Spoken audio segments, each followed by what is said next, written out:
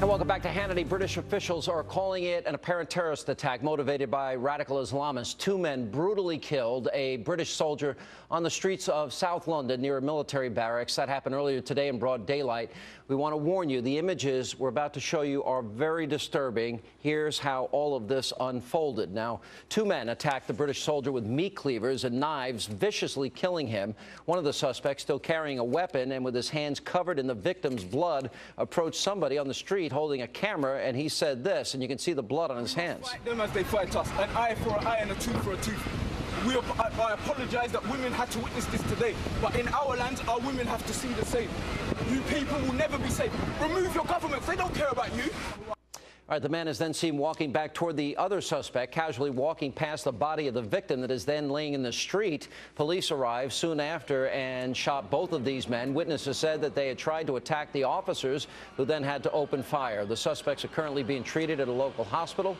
Joining me now with reactions, syndicated columnist and author Michelle Malkin, also radio talk show host Leslie Marshall. Guys, good to see you. Welcome back. Good to see you, Sean. Hi. You know, I did notice that the Prime Minister, David Cameron, did say that this was a terrorist attack. Now, we know, Michelle, that they apparently shouted Allahu Akbar, and we're saying that we swear by Almighty Allah, we're not going to stop fighting you. Why do I doubt we would have said that in this country? Well, I agree with you. I think it's because political correctness in so many ways has been the handmaiden of Islamic terrorism, not only in this country, but in many PC countries around the world. I'm glad that David Cameron spoke bluntly about it, because what do you need to have? Neon lights that say Islamic Jihad, Islamic Jihad. I mean, duh.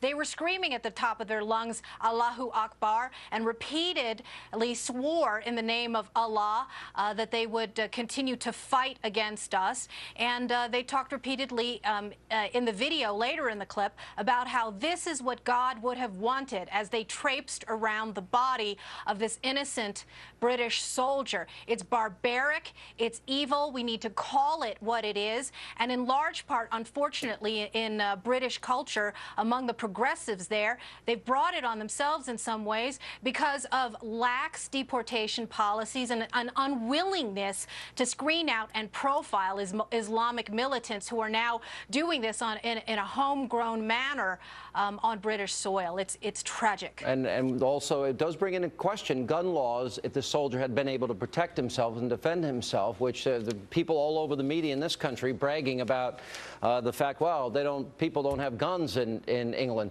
Yeah, well, you know who did have a gun? One of the assailants had a pistol. Yeah, he did. And everyone else around them was unarmed completely.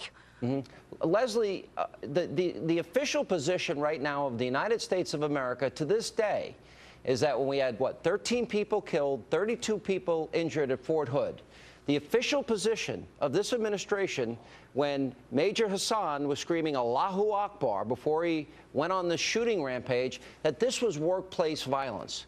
Is it wrong in this country that we don't recognize and call things what they are? I don't think it's, quite frankly, I didn't agree with that. I did feel that that was a terrorist attack, and I felt it was obvious. And what bothers me is that we really get into semantics. What happened in Fort Hood? Lives were lost. What happened today?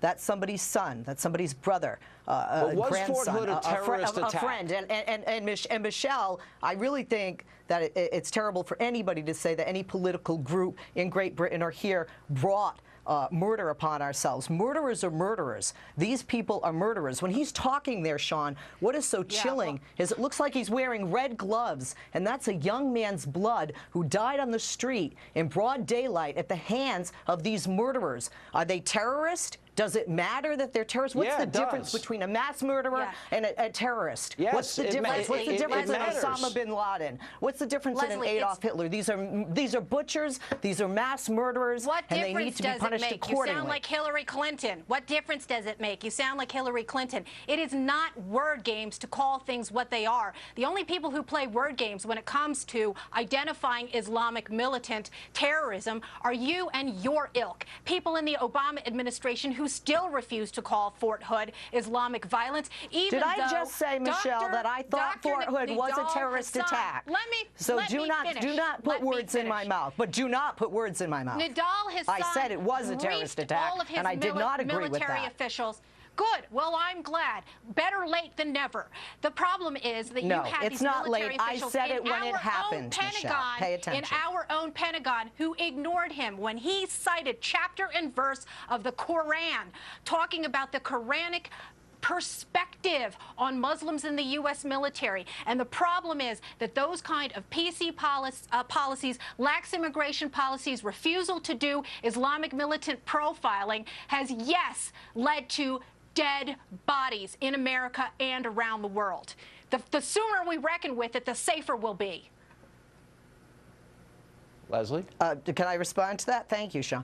Well, first of all, Michelle, I think it's very interesting that you propose to run the entire United Kingdom and the British government, which David Cameron really is in charge of doing right now. Secondly, David Cameron didn't say this was a terrorist attack. His exact words were, we believe it to be a terrorist attack. We have to, of course, have an investigation, and all the facts have to come in. And that has to be, in my opinion, in any government. I don't live in the UK. I live in the United States. But unlike you just did with me and liberals, I will never take a paintbrush and make a broad sweeping generalization of a religion, a broad sweeping generalization of a political group or parties or entities or leaders or Leslie, they were quoted as saying, we swear by Almighty Allah that we'll never stop fighting you, and apparently shouting Allahu Akbar the whole time. Isn't that a pretty good indication? Well, apparently it's yes, not but in Boston, did they do that? And they said it was a suspected terrorist attack once they had all the facts in, and there was no yelling of any kind, and still 4 people lost their lives. From Daniel Pearl to Nick Berg. All right, guys, thank you very much. Still ahead tonight. Have forgotten. Carl Rova's here.